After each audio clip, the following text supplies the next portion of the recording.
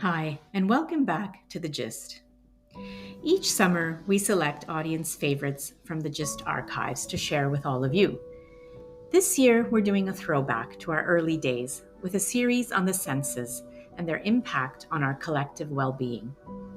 Not just our five physical senses, but also our awareness, which allows us to develop better habits of mind, feel more compassion for others, and practice grateful living.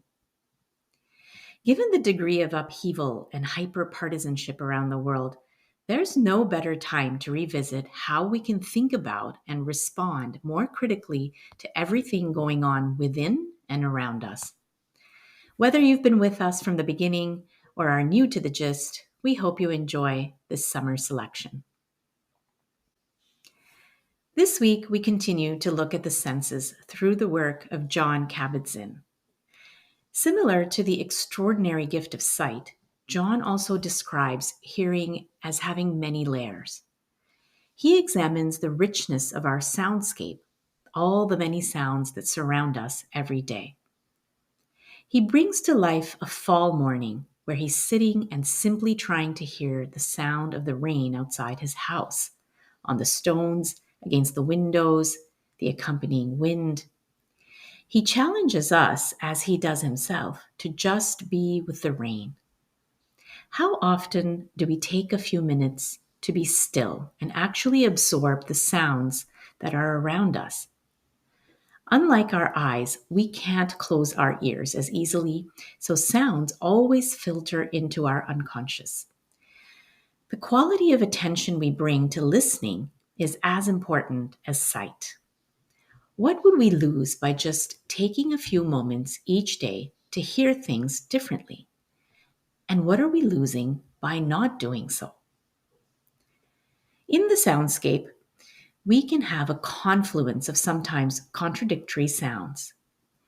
John talks of hearing birds and nature sounds outside his window one morning, and in parallel, the sound of traffic, modern machinery, and gadgets.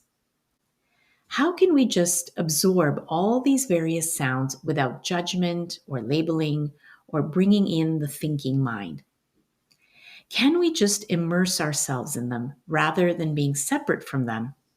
And can we pay particular attention to the silence between sounds, to relish the healing power of quiet?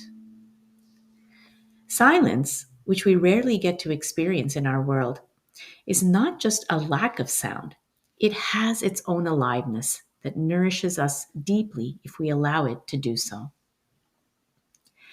Outside of the general soundscape, two particular types of sound came to my mind while reading Kabat-Zinn's work: music and conversation.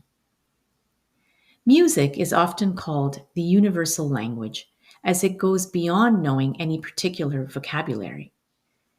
It appeals to us across cultures and races.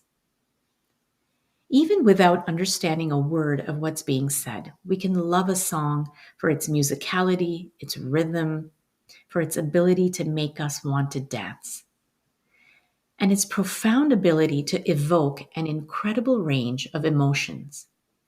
In fact, some people, when they're training in mindfulness, choose silence to avoid stirring up thoughts and feelings. As for conversation, as humans, we've developed the unique power of communicating in complex and nuanced ways. Language is quite phenomenal if we stop to think about it. And we have a multiplicity of languages around the world, which moved from oral traditions to writing. Verbal communication makes up a vast majority of our day-to-day lives. We take in all kinds of words through television, videos, emails, tweets. But the more we take in, the more we need to question whether we're really paying attention. Are we actually listening to what another person is trying to convey, or are we letting our own thoughts get in the way? Are we being with other people in a way that conveys presence and genuine interest, sitting in silence as they speak, noting what's being said as well as what is not, taking note of their body language or expressions? So as we go through each day this week, Let's see if we can focus on our sense of hearing. Maybe we can take a moment when we wake up to notice that special silence while our homes are quiet and we can hear the sounds of nature around us. We can savor the sound of our own or a partner's heartbeat, the voices of our children, not just today, but over time as they change from cooing babies to babbling toddlers to the mature voices of young men and women. Maybe we can choose to relish the gentle wind chimes at our window or the kettle boiling for tea. And also open our ears, minds, and hearts to the words we take in from one another. Wishing you a wonderful week reflecting on your own unique soundscape, and see you next week as we continue to explore the senses.